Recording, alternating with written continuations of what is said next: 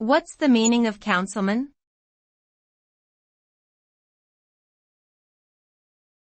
Councilman.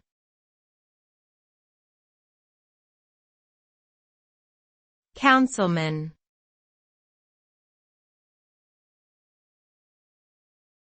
Councilman.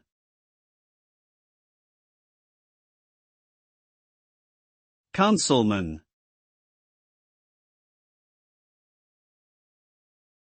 A councilman is a member of a council, which is an elected body responsible for making decisions and policies on behalf of a community or organization. Councilmen are typically elected by the people they represent and serve as advocates for their constituents. They participate in council meetings, vote on issues affecting their community, and work collaboratively with other council members to ensure the best interests of their community are served. Councilmen play an important role in shaping the direction of their communities and are responsible for representing the needs and desires of their constituents.